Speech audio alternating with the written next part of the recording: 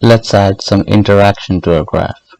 To do this, there are two things here, condition and selection. First, let's define a selection. Let's create a selection and call it points,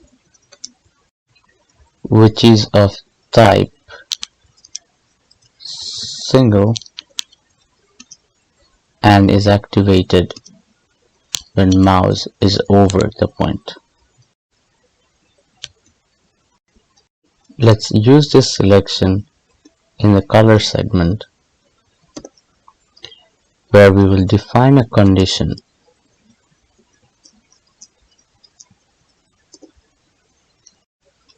We will include all that we had here, plus we will say that the selection is this points that we defined over here. We also need to add one more line here like this. So I'll explain what's going on here. Let's first run this. So now if you hover over a point, that point gets selected because we said mouse over. The reason that the selected point is colored and all others are gray are defined here in this condition.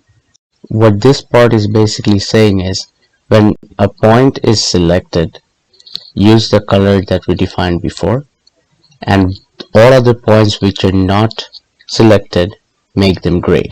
You can think of this segment as a if-else condition. If selected, color them, and if not selected, make them all gray. It's great that now we can select a point, but what is its value? To answer that question, let's add a tooltip to the plot.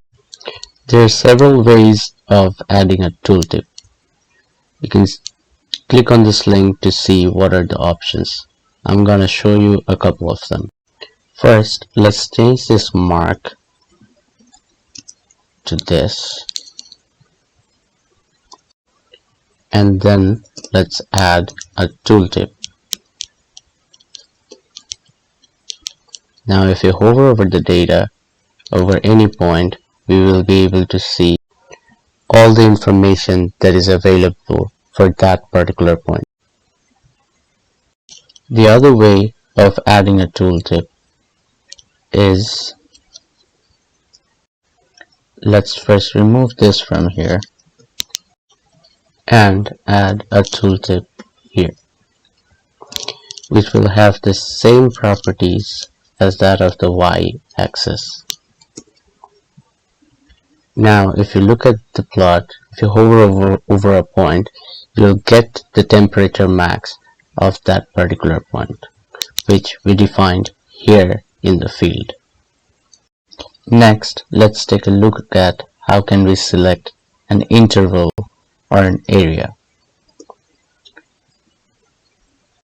In the selection segment, let's add area, another selection technique, which would be of type interval. Instead of points, let's change this to area, the same name which we defined in the selection segment. Let's run this, go back to our plot, and now we can select an area in the plot. Let's now talk about binding.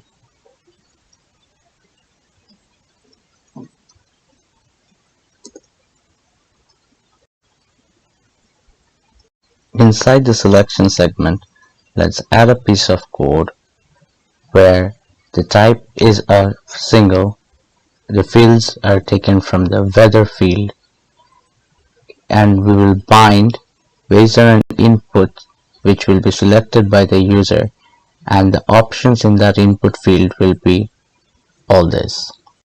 Inside the condition, let's change the area to the variable name that we had here. Let's run this, and now we will get this fancy little option here where we can select a value and only those parts or only those data will be selected in the plot. So let's change this to rain. And as you can see, in Seattle, just like Vancouver, there's a lot of rain throughout the year. Our final topic in this segment would be filtering.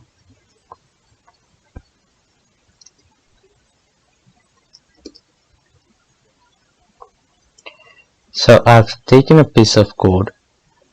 Just to give you a quick recap, I already imported this range slider from this link, and from that link I've taken a piece of code. I've defined a function called range, where the minimum value of that range is the minimum value in the temperature max field, maximum value is the maximum in the temperature max field, and so on. So if I run this, we will get a slider here where if I run this again, the default value is defined here, and a title which is here, and a description. Our objective here is to use this slider and filter out values in this plot. So to filter the data, let's add inside the transform attribute two filter commands, where both filters will come from the temperature max, and the first one will be greater than range 0. Range 0 is the minimum value here, and will be less than the maximum value that is returned by the range function. If we run this and change this slider, the plot will update dynamically.